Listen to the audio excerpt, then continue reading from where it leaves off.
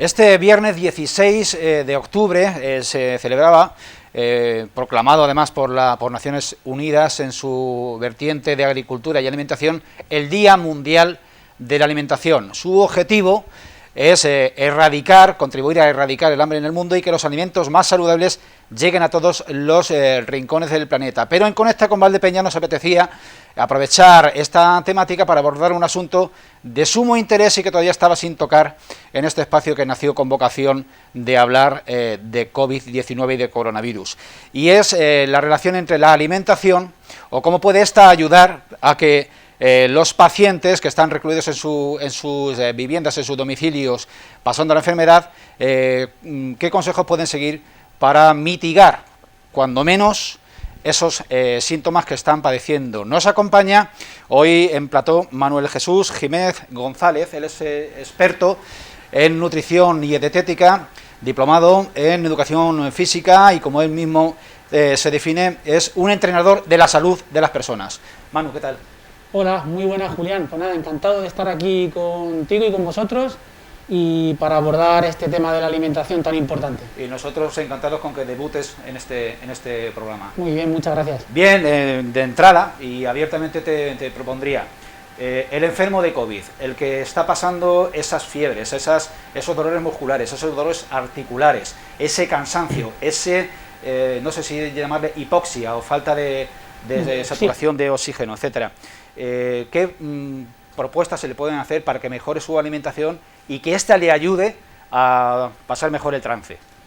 Bueno, pues mira, los enfermos de COVID pues tienen un cuadro inflamatorio muy grande, por tanto, una de las vías de entrada de inflamación al cuerpo más importantes es a través de la alimentación. Por tanto, deberíamos pautar una alimentación con alimentos antiinflamatorios y que contribuyan a mitigar esa fiebre y ese cuadro inflamatorio que tienen estas personas. Podríamos hablar tanto de alimentos que deberíamos evitar porque son proinflamatorios, o sea, generadores de más inflamación, como alimentos que son beneficiosos porque precisamente ayudan a reducir esa inflamación. Entonces, podríamos empezar por los que debemos evitar. En principio serían los azúcares simples, ¿vale? Tanto el azúcar en todas sus vertientes y formas, todo lo que acabe en osa, glucosa, sacarosa, sucralosa, son tipos de azúcares simples, pues deberíamos evitarlos, porque son además el alimento para la proliferación de bacterias y virus en nuestro organismo. Vaya. Entonces, cuanto más los limitemos, mejor. Por contra, deberíamos aumentar el consumo de hidratos de carbono complejos, o de azúcares complejos, que estarían en las legumbres, sobre todo, en los cereales integrales y también en las semillas o en las frutas, que aunque hay frutas con azúcares simples, gracias a su alto contenido en fibra, pues se comportan como un hidrato complejo. Así que por ahí podríamos empezar, pero también podemos hablar de las grasas, de las proteínas. En fin, si quieres te lo voy explicando. Las personas que han pasado por el COVID o por la COVID, bueno, pues tienen tiempo y recurren de manera persistente a leer en internet, a documentarse, a informarse. Y entonces acceden a todo un torrente de rumorología, de consejos de toda índole, donde se proponen inclusive remedios curativos a través de la alimentación. ¿Puedes salvar algunas de esas recomendaciones que más circulan por las redes y que nos pueden ser útiles? Y sobre todo también desechar aquellas que estén también corriendo de manera incesante y que sean netamente perjudiciales. Vale, mira, pues se habla mucho de que la alimentación alcalina, vale, pues ayuda a que las células malignas no proliferen, pero más que nada tenemos que hablar de un equilibrio ácido-alcalino. El cuerpo, hay partes de nuestro cuerpo y órganos que necesitan de mucha acidez. La sangre tiene una acidez específica, los intestinos tienen otra acidez específica, el estómago tiene otra acidez específica o los órganos genitales tienen una acidez específica. Entonces, más que contribuir a alcalinizar el cuerpo, tenemos que hacer una dieta variada, equilibrada, con alimentos sanos, naturales, que estén lo más libre posible de aditivos alimenticios, edulcorantes, potenciadores de sabor, es decir, todos los alimentos procesados, que es lo que contribuyen es a desequilibrar ese pH que tenemos en la sangre. Entonces, diciendo esto, pues podemos hablar de alimentos que contribuyen con más fuerza a bajar esa inflamación, como por ejemplo serían los frutos rojos. Moras, arándanos, frambuesas, fresas, serían muy importantes incluirlos en la alimentación. También en la toma de alimentos con ácidos grasos omega 3, como por ejemplo el aguacate o los pescados azules, con preferencia de pequeño tamaño, porque están menos contaminados, como la sardina, el boquerón o las anchoas. El aguacate es otro de los alimentos que es muy rico en antioxidantes y que tiene bastante vitamina E, que es un potente estimulador para los glóbulos blancos o las defensas de nuestro organismo. Los frutos secos, las legumbres, todos estos alimentos, junto a algunas especias o condimentos como la cúrcuma o el jengibre, que pues la cúrcuma es una de las especias, es una raíz de las más estudiadas actualmente por su poder antiinflamatorio. Entonces se puede añadir a muchas comidas, incluso puedes preparar una especie de pasta de cúrcuma para tomarla en mayores cantidades, en forma de acompañada con un vaso de bebida vegetal, por ejemplo, y entonces pues eso nos ayudaría todavía a potenciar más el poder antiinflamatorio que podemos ejercer con la alimentación. Sí. Bueno, Jesús Jiménez gestiona un canal en YouTube que lo podemos localizar tecleando Goldman Salud. Goldman, traduzco, hombre de oro. Exactamente, eso es. Vale, en esos términos. Y en él encontramos infinidad de vídeos. Uno de ellos interesante habla sobre dieta antiinflamatoria. Manu, esta dieta antiinflamatoria es interesante con y sin enfermedad, es decir, como pauta genérica para nuestra alimentación normal, ordinaria. Por supuesto, Julián. Date cuenta que tenemos dos tipos de inflamación. La aguda, que es la que puede tener un enfermo que ha pasado el COVID o ante un traumatismo, una contusión fuerte, y la inflamación crónica, que es algo que todos tenemos en mayor o menor medida y que se debe pues a nuestro estilo de vida, a nuestros hábitos, a nuestro no parar, a los agentes externos de contaminación, de ondas de móviles y demás. Todo eso hace que tengamos un grado más o menos alto de inflamación. Entonces, la alimentación antiinflamatoria va a ser buena para todo el mundo, tanto para la inflamación aguda como para la inflamación crónica, que muchas veces no presenta ningún síntoma y no nos damos cuenta, pero que a medio largo plazo, si esa inflamación crónica es persistente, puede dar lugar a muchos tipos de enfermedades cardiovasculares, tipo diabetes, hipercolesterolemia, Alzheimer o otro tipo de enfermedades. Seguimos centrados en el enfermo de COVID-19. Cuando ya te decretan o te determinan que eres negativo, sí, y que tienes anticuerpos, sin embargo tú en esos primeros días no estás al 100%. Notas un poco de fatiga todavía, falta de fuerza, falta de tono, de energía, puede quedar algún resto de tos, en fin. Y también te pido que nos propongas pautas alimenticias para ayudar a regenerarte, a ponerte a tope lo antes posible.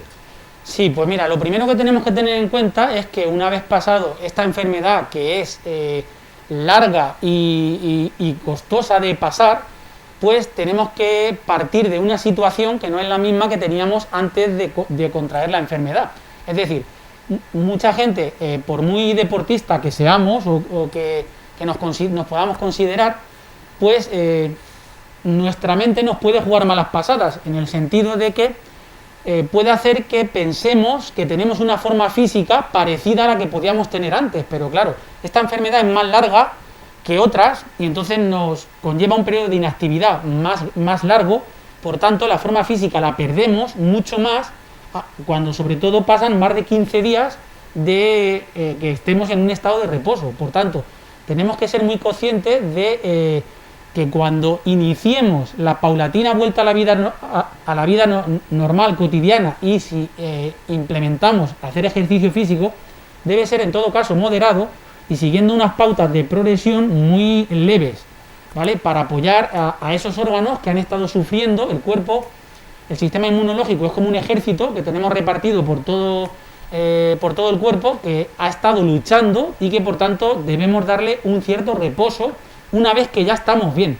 Entonces, recomendaría eso, dar un cierto reposo a nivel físico también, que empecemos muy poquito a poco a pautar una actividad física de forma progresiva y luego que apoyemos con una alimentación lo más rica en nutrientes posible. Aquí entraría básicamente pues que, como he dicho antes, tomemos hidratos de carbono complejos, legumbres, cereales integrales, frutas, verduras, con preferencia de hoja verde, crucíferas. Aquí me refiero pues a brócoli, coliflor, coles de Bruselas, que son muy buenas para el sistema inmunológico. Y bueno, pues que empecemos con ese poquito ejercicio, que además va a ayudarnos a que el cuerpo genere una poquita más de prolactina, de citoquinas, que son unas sustancias que apoyan al buen funcionamiento de estas defensas y hacerlas más consistentes, más fuertes. Manuel Jiménez, Día Mundial de la Alimentación. ¿Cuáles son a día de hoy los pecados capitales que sobre la mesa cometemos los españoles? Bueno, pues hablando de... Y los castellanos manchegos, vamos sí, a reducir un poco el ámbito, si te parece. Sí, bueno, en general tenemos un consumo muy elevado de azúcares simples, como he comentado antes. Mucha gente se cree que los azúcares simples están únicamente en el azúcar que me puedo echar al café, o en la miel que pueda llegar a tomar, o en la sacarina. Pero en realidad los azúcares simples están presentes en mucha bollería industrial, en muchas galletas, en muchos cereales de desayuno saludables que están llenos de azúcares añadidos. Entonces eso es uno de los pecados mayores que tenemos. Por otro lado, el consumo de grasas saturadas está también, comemos demasiadas, así como proteínas de origen animal.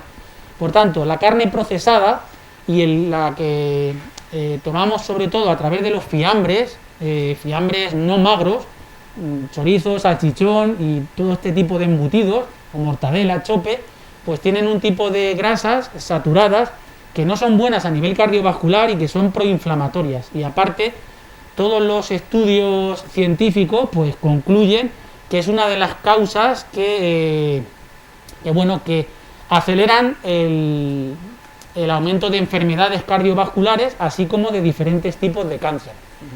Y luego, pues, también es verdad, tengo que decir, aunque estemos en una tierra de vinos y de aceite y demás, el aceite de oliva virgen extra tenemos que defenderlo porque sí que es un alimento antiinflamatorio y deberíamos de huir de otro tipo de aceites vegetales de peor calidad, como el aceite de girasol u otros. Y en cuanto al vino, pues consumirlo, pero con mucha moderación. Tengo que decir que el consumo de una copita de vino pequeña podría ser válido en una dieta saludable, pero en ningún caso podemos hablar de que el vino, por muchos taninos o sustancias antioxidantes, resveratrol, que pueda tener, no podemos concluir que es un alimento saludable porque el alcohol es un inmunodepresor, hace que el sistema inmunológico funcione peor. El alcohol deshidrata y la hidratación es algo fundamental que no hemos comentado, pero que todos, tanto para prevenir las enfermedades como para, una vez que la he pasado, recuperarme bien, tengo que mantener una buena hidratación a base de agua, no vale cualquier fluido, cualquier líquido. Entonces, el vino, ya digo que con mucha moderación habría que tomarlo. Bien, estamos, sobre todo en los últimos años, ante una moda que es la de los superalimentos, que nos lleva a hablar de, pues eso, de la quinoa, de la chía, del sésamo, del jengibre, etcétera, con la misma naturalidad y cotidianidad que se habla de pimientos, tomates, pepinos y jamón. Sí. Entonces, ¿estamos ante una especie de falso mito de una moda artificial o realmente hay una base para defender estos alimentos que tanto se prodigan en la literatura alimenticia actual? Vale, pues yo creo que, hombre, hay fundamentos para pensar que esto no es una moda, sino que un superalimento, por definición, es todo aquel alimento que tiene más nutrientes que la media de su categoría alimenticia, ¿vale? Entonces, pues si lo que al final nuestro cuerpo funciona es en base a los nutrientes que asimilamos de los alimentos, está claro que tomar alimentos que tengan más nutrientes que la media será beneficioso para nosotros. Entonces, es verdad que tenemos a nuestro alcance todos estos alimentos muy sanos y que nos podemos beneficiar de ellos, sin lugar a dudas. Hay algunos que, bueno, pues pueden tener un doble rasero, en el sentido de que puede ser un superalimento, pero que a lo mejor incluso para abaratar el contenido de ese alimento puede tener muchos azúcares, por ejemplo. Pongo el ejemplo de la botellita típica de Lactobacillus, que son bacterias que ayudan a nuestro sistema inmunológico, pero que en la mayoría de los casos vienen con mucho azúcar. Entonces una cosa negaría a la otra, o sea, haría que no sea tan beneficioso. Entonces es con lo que tenemos que tener cuidado. Pero indudablemente la quinoa es un cereal, un tipo de semilla, que por su alto contenido en proteínas y porque además tiene los 8 aminoácidos esenciales, pues lo podemos considerar un superalimento. La cúrcuma, como he comentado antes, por su poder antiinflamatorio. Muchas semillas. Digamos que la suerte que tenemos hoy en día es que podemos tener acceso a alimentos que hace un tiempo pues estaban repartidos por el mundo en diferentes culturas, y hoy en día pues podemos tener acceso a semillas que a lo mejor en Asia están mucho más acostumbrados, pero aquí no lo estábamos tanto, y ahora pues ya las podemos ver en los supermercados. Y como te hablo de semillas, pues te hablo de algas o de otros alimentos, de derivados de la soja, como por ejemplo el miso, que es un derivado de la soja para hacer sopa o para tomarlo de diferentes formas, que ayuda a que nuestro cuerpo, bueno, tiene probióticos, tiene sustancias que son buenas para el sistema inmunitario.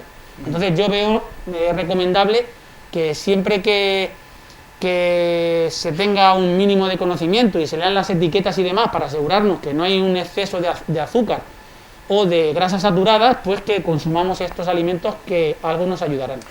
A Manuel Jesús Jiménez González lo podemos conocer, como hemos comentado anteriormente, a través de su canal en YouTube, Goldman Salud, pero también, si tenemos necesidad de un contacto físico, de una consulta, también estás en Valdepeñas semanalmente en el establecimiento de 140 millas al lado del molino de Gregorio Prieto. ¿Qué días se te puede visitar aquí en Valdepeñas? Exactamente, bueno, yo tengo la consulta en Manzanares y aquí en Valdepeñas. Normalmente los jueves y viernes casi siempre estoy aquí en Valdepeñas, ¿vale? Pero bueno, depende de la semana, se me puede encontrar en la avenida Gregorio Prieto 54, junto a la tienda de bicicletas 140 millas. Bien, pues un placer el tener o compartir tus conocimientos aquí en Conecta con Valdepeñas, y seguiremos contando contigo. Perfecto, muchas gracias, Julián, a vosotros.